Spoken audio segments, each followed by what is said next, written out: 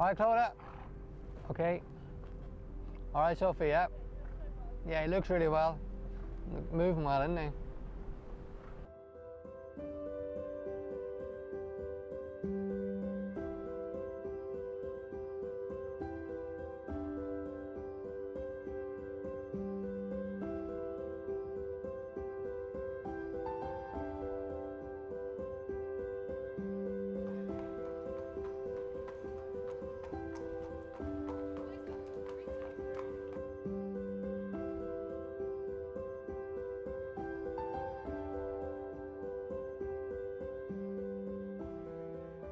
Get up, go downstairs, have a cup of tea, head out to the yard and organise the board, the exercise board.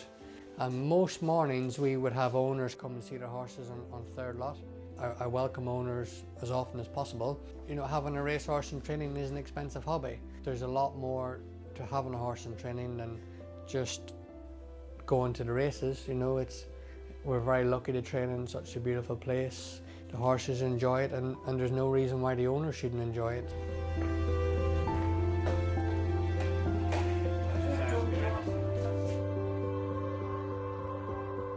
All the horses get washed off after exercise, and they go on the walker to get their heart rates back down to normal. You rely a lot on your members of staff that ride the horses on a daily basis. You know, we're very lucky to have quite a few members of staff that have been here nearly 10 years, and you know, it's great to have the continuity of good people around. You know, you need, no matter how good you are, you're only as good as your team. He's a very good boss to all of the staff here. He's incredibly fair to work for, and happy staff mean happy horses.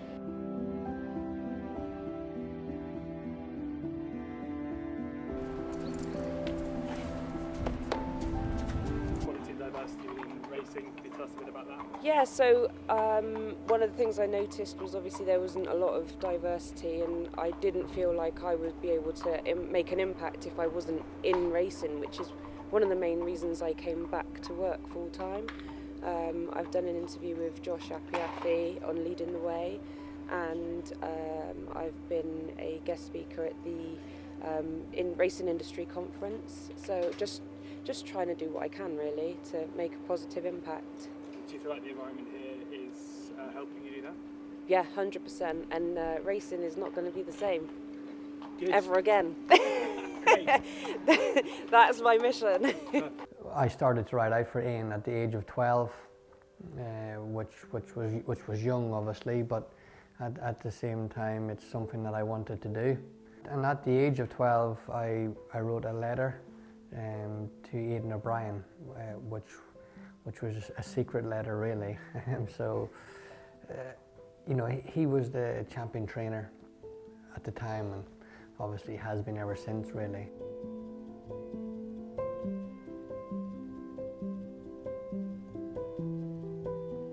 As I say, my father had a business, and the premises were on the same yard as where we lived, and I was able to sneak the letter into the post with all the rest of the business post that was going out, so nobody knew that this letter was on the way. The only thing was I was never that academic. I went to school and I did what I had to do, but my mind would have always been with the horses and being outside. But I remember wishing that I actually read the letter before I sent it off because of spelling mistakes and stuff, because it was a bit of a rush situation behind the sofa. So we went one afternoon to get our school uniforms, my mother and brother and sister and myself, and just as we came back into the house phone was ringing, and my mother answered the phone, and there was a lady called Bernie who worked in the office in Aidan O'Brien's.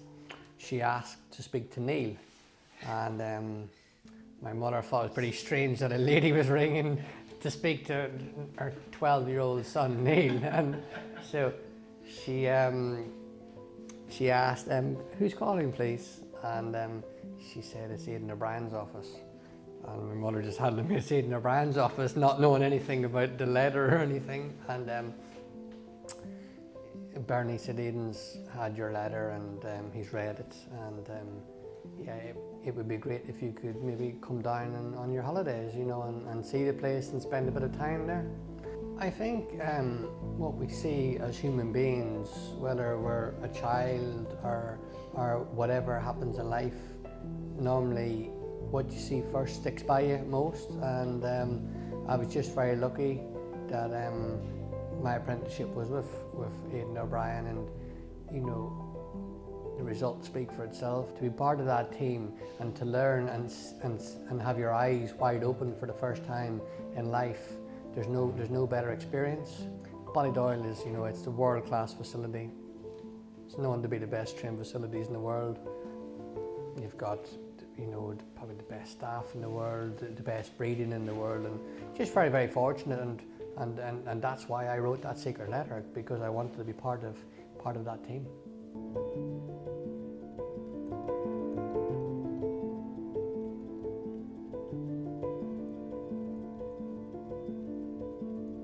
I was lucky enough to ride Istabrack out one day.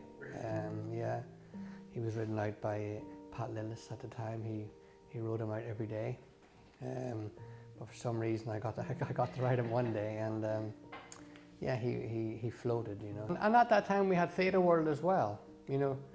Theatre World finished second in free champion hurdles, you know. If there was no Istabrack, there would have been a Theatre World. And I rode Theatre World in the Murphy's Irish Stout handicap hurdling in Killarney after he finished second in the champion hurdle. So, you know, some great memories, some great times, and you know, there was your bandy, you know, some fantastic horses. And I used to ride out Life of a Lord all the time, who won the Whitbread at the time. So yes, it was unbelievable, really. What you see first will probably stick by you most. What was your proudest moment as a jockey? Probably should have been winning the Paddy Power Chase on Call Me Dara, which was fantastic. At the time, it was the biggest handicap chase in Ireland at the the Leopardstown Festival at the Christmas meeting. Probably should be the proudest, but I would think winning on experimental at the November meeting in Cheltenham, which was my only winner at Cheltenham, but at that time I was riding in Ireland. I flew over to ride for the late Jerry Lynch, who sadly just passed away this year. But you know, as a child, you know, Cheltenham is the Wembley. Not even as a child, you know, Cheltenham full stop is the place everybody wants to be. And you know, growing up, it was a fantastic. It was the closest that I've been to having a tear in my eye when riding. Didn't shed one there? I couldn't guarantee I didn't, but I'm fairly sure it was fairly close to it. I know there's roughly 70 winners flat. Jersey, National Hunt, we've got about 52 or 3 winners over jumps in England. We've 16 in Jersey and about 3 in the flat since May. You know, it's great. And the owners who are paying for these horses, we know that roughly 70 winners went out that gate and come back in, but people say, oh, you're having a good year. But I think to myself, you know, what about all the seconds and thirds? We should be going better. But I think that's what drives, it's what drives me and what drives us. I always want to do better, you know, and I don't think there's ever been a stage where I've been, oh, we're just cruising along now, you know. I think, but that will always be the way. If you have 5 winners, you want 10. If you have 10, you want 20.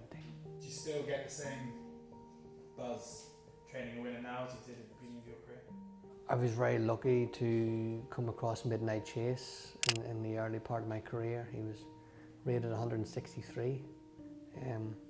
I wouldn't mind having another 163 rated horse at the moment. Every horse is treated as an individual here. We do our best, and you know, we give our most to what we can. And if you're going to do a job, do it right. As far as the winners come, yeah, it's fantastic. Each horse is set up and it's been planned that horse will go there to try and win. But as I say, the problem is when you get a winner, you're looking for the next one. It's what keeps us ticking. What's been your most memorable day or craziest day on a race course? Well, it have to be Cheltenham. Punchestown Festival, dead right winning as well, you know. For the green and gold, Mr. McManus been a great supporter of ours, and very lucky to have them on the team, and we've had some great days with them ever since. But just to get that first winner and being Irish as well, and you know, the McManus colours are just, you know, they're the ones you want, and just to get that first winner was fantastic, you know. But to get it at the Punchestown Festival was the icing on the cake. If you could train one horse in history, who would you choose to train? Desert Orchid. Everybody loved the grey, and I liked it. You know, it's a bit like our neighbours and people around the yard here. I like people to be involved and be a bit of a community, and I just felt because Desert Orchid was a grey, he really took to the whole country really, and the whole racing scene. So yeah, maybe Desert Orchid. If there was a race that you could go back in time and do it again, what would it be? The Grand National, most definitely, 2015. The Druids Nephew, he was going very, very well. I think he was about the fourth last. He slipped up on landing, but he was travelling very well, and I'm quite often reminded by when he's a race goer that we should have won the Grand National that year. What would it mean to you to train another Cheltenham Festival winner? To train another Cheltenham Festival winner would obviously mean the world to me and to the whole team here at Conkwell Lodge. It's the World Cup. It's Cheltenham is the big occasion, but it's not the be all and end all. Kansas City Chief has been very popular at Cheltenham this year. He ran there in October, November, December and January.